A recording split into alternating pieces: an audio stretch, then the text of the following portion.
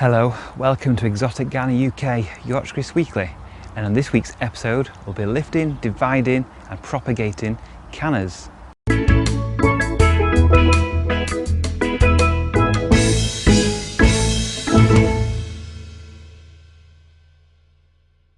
Now that the ground's warming up as we move through spring, it's an ideal time to dig up cannas that have been in the ground and divide them. This helps obviously bulk up your stock, but it also helps reinvigorate your clump of cannas as well, because what we'll find once we dig these up is the most of the growth is around the outside and less growth points in the centre, because they tend to get a bit woody with age, and you'll find that they'll grow out and the centre might become sort of dead or less vigorous over time. So every sort of 3 or 4 years it's good to dig up the clump and divide them. So that's what we're going to do in this week's video. So this clump here, you can see just the old growth from last year, the end of the base of the stalks basically. Gone brown over winter where they've been frosted and died back. But I can see we've got some growth points down here as well, just starting to emerge. So now is a really good time to dig them up. So I've got my spade, I'm just going to go in and go around and actually dig up this clump. I mean, I could, if I wanted, I could have dug these up before winter, could have divided them then, and I could have brought them inside for overwintering. But you can leave them in the ground. Most winters, if it's free draining ground, you will get the cannas to come through. And if you're in a mild part of the country, then you won't lose them at all. If you're in colder areas, you've got a chance of losing them, but overall they should come through fine. Look at that. Got under there, nice big clump.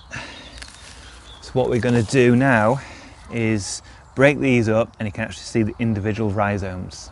Now I've dug the clump up, and what I want to do now is sort of see what I'm dealing with. So I need to remove as much of the soil as I can.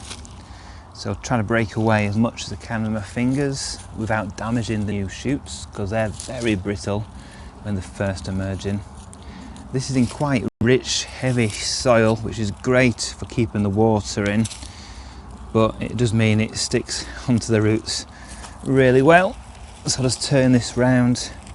Most of the bottom I could just take off, and if we look round this side, we can see one of the shoots I'm talking about. So this is a nice fresh rhizome just here that we want to keep, and if I take away all these leaves and everything else, we can really start to see the shoots that are appearing. We've got some nice ones developing here as well as the old ones. So in the centre we've got some black ones here and here, that are the old ones, and got these purple and creamish ones, which are the nice new fresh ones. I'm also going to use a bread knife just to chip away at the soil around the edges, and then eventually we use it to actually cut through the rhizomes. We have some nice big chunky pieces. So now we've removed as much dead material as we can see what we're working with. We can see we've got some nice shoots around the edge and a few in the middle as well as these dead ones. And we're going to actually divide it now. And the rhizomes aren't too tough, so I'm going to use an old bread knife, and I can see this is a big congested clump now, and I probably can get about 6 plants out of this, maybe more, depending how big a clump they naturally fall apart in. But I'm just going to get this and try to just cut through this without going through the new growth. So I don't mind going through old ones like this, I'll try to avoid new ones like that. So we'll probably get this quarter here, so we'll just get in and cut through that, sort of like a birthday cake. So we'll lose a couple of shoots probably, but hopefully not too many.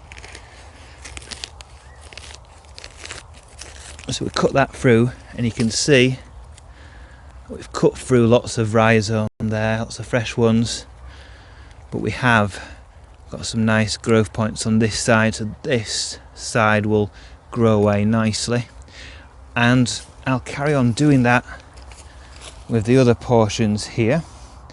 And what we can do is we can plant these direct in garden now, these sections, or we can pop them up and get them into growth a bit quicker by putting them in the greenhouse or under a cloche where it's nice and warm, and these will start shooting a little bit earlier. But depending where you are and what time of year exactly doing this, you don't really want to start growth if there's chance of frost. So I think I'll plant one back in this hole, and the others I'll pot up, and I'll show you what they look like in a second. So now I've completely divided and split that one clump, and I've got about 14 different individual sections that we can pot up now and make 14 new plants for this year. Like I said, one of these sections will go back in the ground where it was to reinvigorate that area, and the rest will be potted up, put somewhere warm, and then planted out later in the season to bulk up in their new summer positions. So here we have a nice pot filled, or half filled, with a mixture of peat-free multi-purpose compost. Doesn't need to be anything special at this stage. We just want these plants just to get started into growth. It's got no added nutrition or anything extra to this, other than I put some perlite in just for a bit of aeration and decent drainage, so it's not sat in water while it starts into growth. And we'll just take one of these sections, so let's pick this one here, and you can see the nice creamy growth on this side, and this is the old growth point.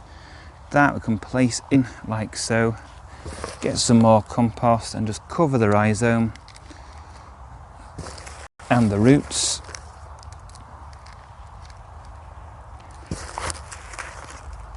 Just go all the way around there and just firm that in. I'll give this a little water, doesn't need too much until it really gets into growth, and it doesn't need too much heat.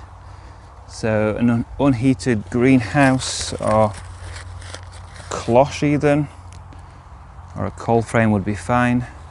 We can put it in the heated greenhouse as well to really get it motoring. But that will be fine, and we'll get growth in April, and we'll have big plants by the end of May. Thank you for watching this edition of Exotic Gardening UK. Join me next week where we're doing more in the garden.